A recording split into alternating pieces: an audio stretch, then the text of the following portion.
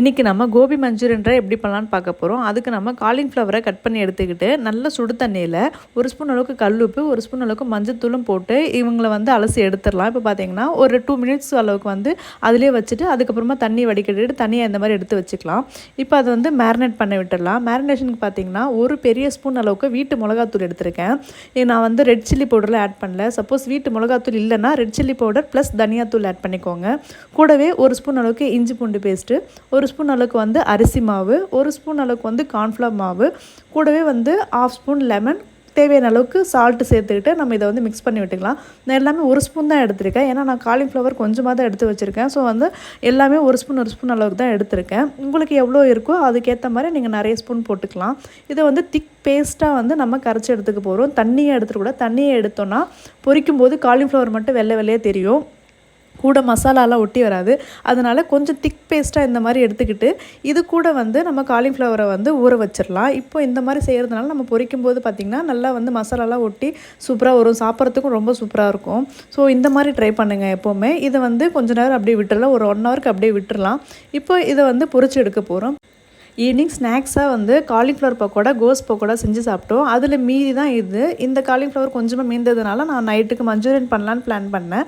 So இப்போ கடாயில் எண்ணெய் நல்லா காஞ்ச பிறகு அதுக்கப்புறமா நம்ம இவங்கள ஒன்று ஒன்றா போட்டு பொரிச்சு எடுத்துடலாம். பொரிக்கும் போது கண்டிப்பாக மீடியம் ஃப்ளேமில் தான் இருக்கணும், லோ ஃப்ளேம்லேயும் இருக்கக்கூடாது. லோ ஃப்ளேமில் வச்சு பொரிச்சிங்கன்னா ஹார்ட் ஆகிரும். ஸோ ஹை ஃப்ளேமில் வச்சா சீக்கிரம் கருகிடும். அதனால் மீடியம் ஃப்ளேமில் வச்சு மட்டும் நம்ம இதை நல்லா பொரிச்சு எடுத்துக்கலாம், கருகாமல் இருக்கணும். ஸோ அந்தளவுக்கு ரொம்ப கரெக்டாக கன்சிஸ்டன்சியில் பொரிச்சு எடுத்துக்கோங்க.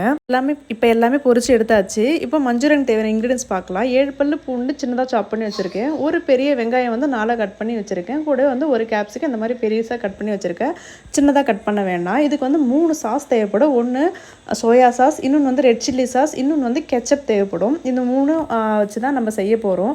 நான் இதில் நிறைய தண்ணி ஆட் பண்ண போதில், ரொம்ப கிரேவியாக பண்ண போதில் நான் ட்ரையாக தான் பண்ண போகிறேன். இப்போ அதுக்கு ஒரு பேனில் கொஞ்சமாக எண்ணெய் ஊற்றிக்கிட்டு இப்போது நம்ம எடுத்து வச்சுருக்கிற எல்லா இன்க்ரீடியன்ஸும் ஒன்றாவே ஆட் பண்ணிக்கலாம். பட் நான் ஃபஸ்ட்டு பூண்டை போட்டுட்டு அதுக்கப்புறமா நான் மற்றதெல்லாம் ஆட் பண்ணிக்கிட்டேன். ஸோ இது கொஞ்சம் 1 நிமிஷம் அளவுக்கு ஸ்டார்ட் பண்ணி விட்டால் போதும். ரொம்ப நேரம் வதக்கணும்னு அவசியம் கிடையாது. ஒரு 60 செகண்ட் ஸ்டார்ட் பண்ணால் போதும். இந்த மாதிரி ஸ்டார்ட் பண்ணிட்டு இது கூட நம்ம இருக்கிற எல்லா சாஸும் சேர்த்துக்கலாம். 1 ஸ்பூன் அளவுக்கு சோயா சாஸ், 1 ஸ்பூன் அளவுக்கு ரெட் சில்லி சாஸ், இது கூட டொமேட்டோ கெச்சப் பார்த்திங்கன்னா 2 ஸ்பூன் அளவுக்கு டொமேட்டோ கெச்சப் ஆட் பண்ணணும். இதுதான் correct proportion. Suppose 2 spoon soya, 2 spoon red chilli sauce add பண்ணிங்கன்னா 4 ஸ்பூன் அளவுக்கு கெச்சப் ஆட் பண்ணால் தான் இது சூப்பராக இருக்கும்.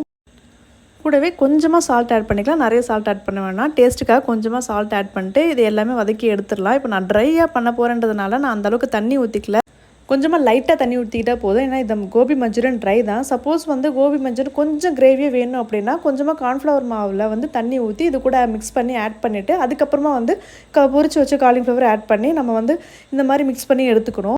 பட் இது ட்ரைங்கிறதுனால நான் கொஞ்சமாக தண்ணி ஊற்றி அதை நல்லா மிக்ஸ் பண்ணிவிட்டு அதுக்கப்புறமா காலிஃப்ளவர் ஆட் பண்ணி இந்த மாதிரி ஒரு 1 மினிட் அளவுக்கு சாட் பண்ணி எடுத்துக்கலாம். இப்போ ஆல்மோஸ்ட் பார்த்திங்கன்னா ரெடி ஆகிடுச்சு. எல்லாமே அந்த சாஸ் எல்லாமே இது கூட நல்லா ஒட்டி வந்துருச்சு. ஸோ இந்த ஸ்டேஜில் நம்ம ஒரு பிளேட்டுக்கு ட்ரான்ஸ்ஃபர் பண்ணிக்கலாம். இது கூட ஸ்ப்ரிங் ஆனியன் இருந்துச்சுன்னா அதை வச்சு கார்னிஷ் பண்ணிக்கலாம். பட் என்கிட்ட ஸ்ப்ரிங் ஆனியன் இல்லை அப்படின்றதுனால நான் வெள்ளை எள் இருக்குது இல்லையா, அதை போட்டு கார்னிஷ் பண்ணிக்கிறேன். நம்ம எள்ளு ஆட் பண்ணுறதுனால டேஸ்ட் இன்னும் சூப்பராக இருக்கும். ஸோ கண்டிப்பாக எள்ளு ஆட் பண்ணிக்கோங்க. ஸ்ப்ரிங் ஆனியன் ஆட் பண்ணாலும் கூட இதுவும் ஆட் பண்ணிங்கன்னா ரொம்ப நல்லாயிருக்கும். கண்டிப்பாக நீங்களும் ட்ரை பண்ணி பாருங்கள். ட்ரை பண்ணி பார்த்துட்டு எப்படி இருந்துச்சுன்னு மறக்காமல் கமெண்ட் பண்ணுங்கள். பாய்.